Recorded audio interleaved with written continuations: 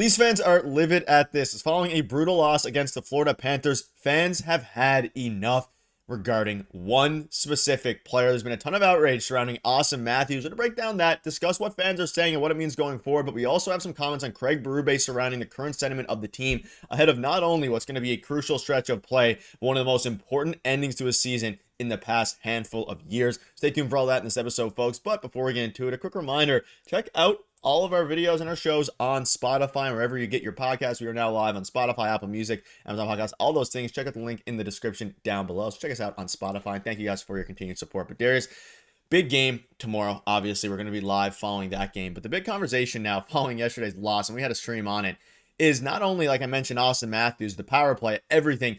Fans are in a bit of a panic right now, and they're livid with the way, not necessarily what the results are, which they're also livid at, but how the team is playing and how they're reverting back to old habits. And I'm curious to see, we also have some game footage for you to show a couple different things. Stay tuned for that. But Craig Berube spoke out on Leafs play during the game versus Florida. There was not a lot of room, and you had to stay patient within your game and not force things. I thought we did a good job of that. We limited their shots, their hours, and I thought our checking was good, and I thought we did a lot of good things. So this is interesting because fans have the opposite sentiment. We have people coming out and saying that the Leafs have worst power play in history of hockey dating back to 2024.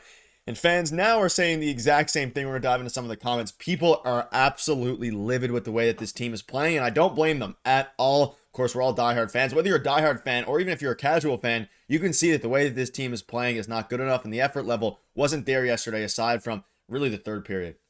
Yeah, what Craig Berube is saying is not incorrect. I mean, he doesn't want to overreact, and I get that from the coach. And a lot of what he's saying makes sense, right? They were kind of right there with them for a majority of the game, but they were losing a lot of puck battles, and Florida was winning a lot of the puck battles on the boards, which is something that Berube wanted this team to be better at. And when you look at their record, and we'll get into some stats and some breakdowns in a second, but when you look at their record against teams that are in a playoff position, specifically in the Eastern Conference, it's not good. They're beating up on teams that, are either out of the playoffs or maybe Western Conference playoff teams, and they're not winning against the teams in the regular season that they're going to end up playing in the playoffs. So there's no reason to stay optimistic in a way through that, right? When you watch a game like last night, I said it on stream yesterday, I have to wonder at sometimes that, heading into this year's playoffs, I'm shocked that this team is still constructed the way that it is, right? After games like last night, you do truly have to think that way sometimes, where you're like, we're going to go through this playoff again, and they're continuing to do the same things. And I think a lot of it has to do with their play style. Again,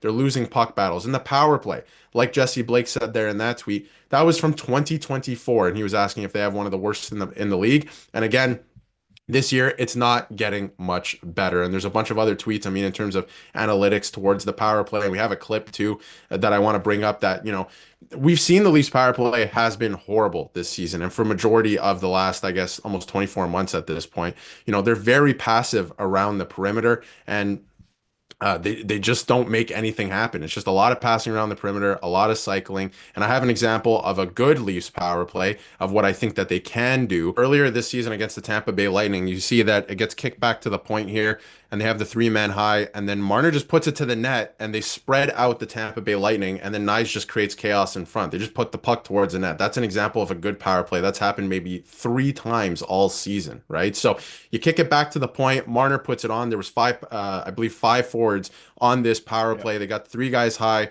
kicks it back here, and you spread Tampa Bay completely wide there. Like they're all closing in on the point. There's nobody towards the net. The puck then goes towards the net. There's a rebound. Nyes is there to create some chaos. Even if they were further back, the Tampa Bay Lightning, that is, they're not going to be able to stop that. Nyes is right in front. The puck came right to him. He's able to tuck it in. I think that's happened 3, maybe 4 times all season. The rest of the season, it's passing around the perimeter. This power play should be so much more dangerous than it is. If it was, they would probably win more games. They didn't take advantage of it again last night.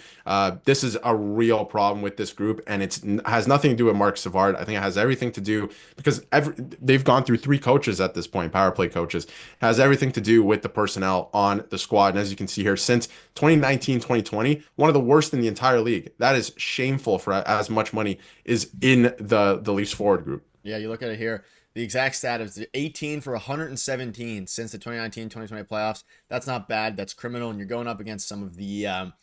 you don't want to be in company ever when we're talking about the Kraken, Coyotes, or now Utah, Blue Jackets, and the Flyers. Those aren't teams you want to be in conversation with, especially when you're talking about how bad this power play has been. And their power play percentage is really not good at all. And it's been really bad. Now, at the same time, I mean, we saw it affect the Leafs in last year's playoffs against the Bruins. If they would have had a better power play, they probably would have won that series pretty easily. Not easily in the sense of, they were a much better team than the Bruins. So I do think on paper, in most of the series the Leafs play, in theory, they are the better team. But you mentioned it, like, fans have been mad about the power play since 2024, and it's still, I mean, before that, realistically, for the past handful of seasons, there was times where it was good last season in the regular season, all these different things. And you can see this here. You know why the Leafs are going to lose in round one again next month to conclude 9 years of playoff disappointment? Because they have a $50 million power play that is a detriment to their team. Now, I think Matthew Knies' surgence this year has helped a little bit. Like, he is the guy who scores a lot of goals. He is the screener 90% of the time, whether that be in the power play or elsewhere. And he is one of the best in the league at doing that, especially tip shots. He almost had a goal yesterday, just missed it. But they're at a point now where fans are, and it's not just the power play. You can see this here. Our team straight up isn't good enough. I'm not ready to react and say that this team isn't going to make a playoff run. I still think this is some people are saying, I saw some tweets yesterday saying this is the worst iteration of the core. I think it's one of the best iterations of the core four we've seen, especially with the coaching staff, but it's not translating to wins right now, which is fine. It's the regular season. But as you start to look at the Atlantic Division here, you're going to be in tough very, very soon. And I mean, you're in tough now, realistically. And it's at the point where you don't have a ton of time. Luckily, you play Florida a couple more times. I think 2 more times in the season. But you're at the point now where you need to fix the power play. You need to also figure out, we can dive into this now, what's on the go with Austin Matthews. Yeah, and that brings us to the next thing that's the problem with the Leafs. Your top stars don't show up again. And a lot of people say, and a lot of fans are saying that majority of the fan base always loves to pick on Mitch Marner. We're going to get to Mitch Marner. But for today, Austin Matthews, he's clearly hurt, right? He's clearly dealing with something that's not going to resolve by the end of this season, which is a problem. And he's just not playing like his old self. He's not creating the chances he normally would have maybe last season. That's going to be a problem for the Leafs moving forward. But he's still got to, if you're in the game, you got to try and show up in games like last night. You have to win that game. That was a big game on the calendar, and they just kind of fell over after the first period. I thought that was kind of shocking. And then Mitch Marner doesn't show up in that game as well. Again, I barely heard his name, I thought, throughout the broadcast. Nylander, same thing, right? Like, I thought I heard a lot of Domi last night, which was nice. He finally showed up in a game too. But a lot of these guys got to show up for these occasions, not just on the power play, but for these games. They got to score goals. They got to be the guys that score. It's not going to be the bottom six, right? They have to at least chip in. There could be games in the playoffs you win 1-0, and maybe it is Max Domi scoring, and that's fine, right? There's going to be those games, but for the most part, they have to show up big in these moments, and they continue to not do that season after season in these big games. And again, there's a stat floating around out there right now of their record against Eastern Conference teams that are in the playoffs. It's not good. It's a negative record. That's not good, right? Like, you can't be beating up on teams that are lesser than you, because those don't exist in the playoffs. It's equal playing field at that point. So they continue to not do this.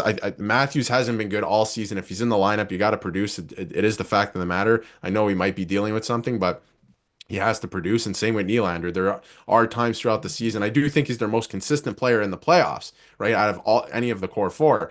But when it comes to the regular season and, majority of the games too, there are times that he just kind of floats around. There are those games, and he's doing that, and they need to come up big in these games. Florida was ready to rock, and they're missing 3 of their best players. So, what's the difference there? It's a mentality thing. And the Leafs were the better team for 5 minutes of the game. Started off hot. John Tavares goal 2 minutes in. Max Domi fought.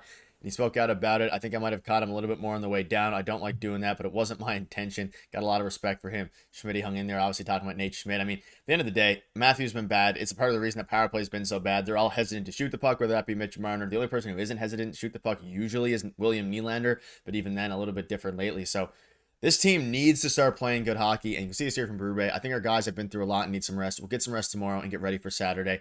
That is the silver lining here. Brutal schedule as of late, whether it be teams, but especially that long road trip. Now, they're back. There's no longer an excuse. I think Brandon Carlo looked better. I think Scott Laughton is going to start to look better with some practices. So these are the games that matter the most here down the stretch, and it's going to be interesting to see what they can do. But ladies and gentlemen, that'll wrap it up. Let us know down below what your thoughts are on all this, because it's going to be a wild handful of games now as we approach the end of the season. Thank you guys for watching, and make sure to check out the Hot Takes app in the description and download it and use codes DIGEST in all caps.